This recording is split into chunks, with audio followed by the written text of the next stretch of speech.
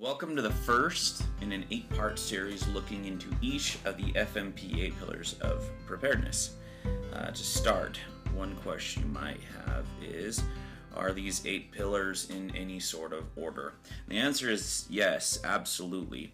They are ordered in what I would call the sequence of consideration, meaning that I suggest that as you are prioritizing your family's preparations, that you generally do so in this same order, 1 through 8. As well as in the actual event of an emergency or survival situation, this should also be the order in which you look at options in which to formulate a plan. Note, however, one major exception. All right, that's pillar 8, which is really, it's a bit of an outlier in this regard, as it's more of an all-encompassing and constant pillar. So we'll go more into that later, especially in the philosophy episode later on. But for now, okay. Number 1. Okay, so why is shelter number 1? Or in other words, why should shelter be your first priority in your preparations or in the event of an emergency or survival situation? The answer is really very simple. Most deaths in the outdoors come from exposure, so hypothermia in cold or hyperthermia in heat. More than dehydration or especially starvation, exposure is the big killer. You'll hear me say this a lot, but I believe it's worth bearing in mind, okay? And here it goes. You can die in 3 weeks without food. You can die in 3 days without water. And you can die in 3 hours without shelter. That's not to say you're going to die in 3 hours without shelter, but you can, right? So this is why shelter is number 1. Okay, so here we go. Shelter. All right. By its most basic definition, shelter is physical protection from the elements.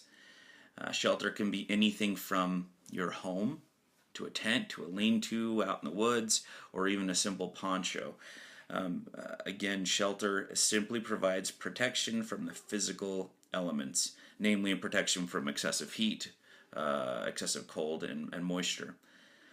Ultimately, my objective in this episode is to help you start learning about shelter making and shelter acquisition, as well as to help you think through some of the starting considerations you'll want to make for your family's shelter plan.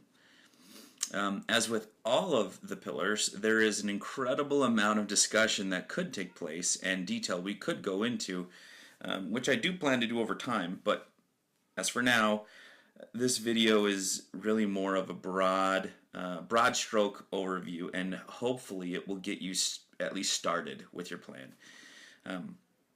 Obviously, I'm a fan of lists and prioritization, but let's do that. Let's start with the question. What is the best shelter? This might sound like it should be filed in the well duh file, but in the event of an emergency or disaster, home should almost always be your first choice for shelter. Beyond the obvious benefit of your home being relatively secure and providing comfortable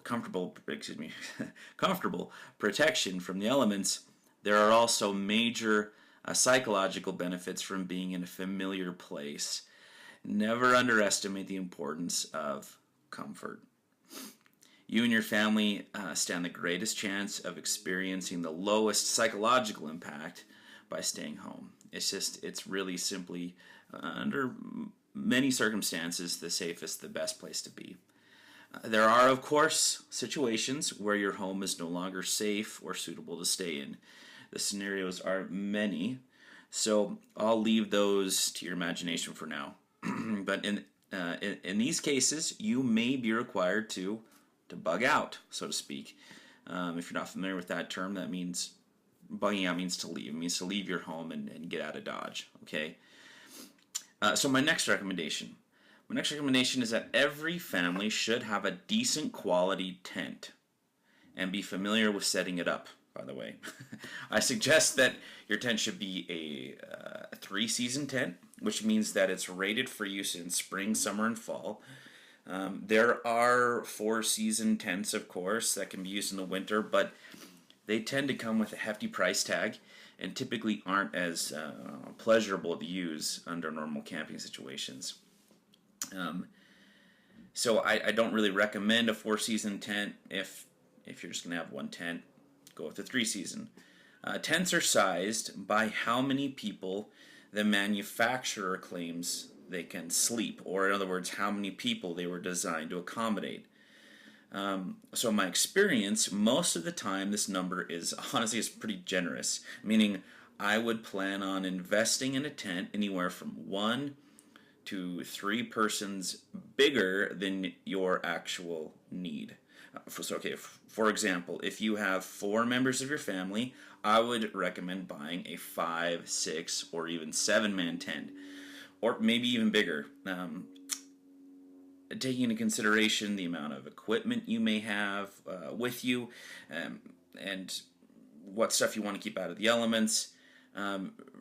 For example, the tent I have for my family of 4 is actually an 8-man tent. Now, this is probably overkill for most people, but I did this because I usually have extra gear with me, and we often are camping with others, and we like to have the option of accommodating more people if needs be. So again, I can't stress enough how important it is, though, to know how to set up your tent before you need to set it up in an actual emergency. If you haven't experienced setting up a tent for the first time, especially with your significant other, no offense to Mrs. Family Man, but trust me, I can imagine little else that would add more stress to an already stressful situation than learning how to set up a tent when the rain is coming down, or it's cold, or it's excessively hot or windy. You need to know how to do that in advance. Appropriate seasonal clothing is a must. Yes, by the way, clothing is a form of shelter. We try to have 2 sets of seasonally appropriate clothes packed for each member of our family in our go bags. Also, a big plus is to have an additional set for everyone in your car kit, in case you aren't at home when you're experiencing an emergency. I also highly recommend that you learn alternative methods of shelter building. I'm a big believer in the effectiveness and practicality of bushcraft, for example.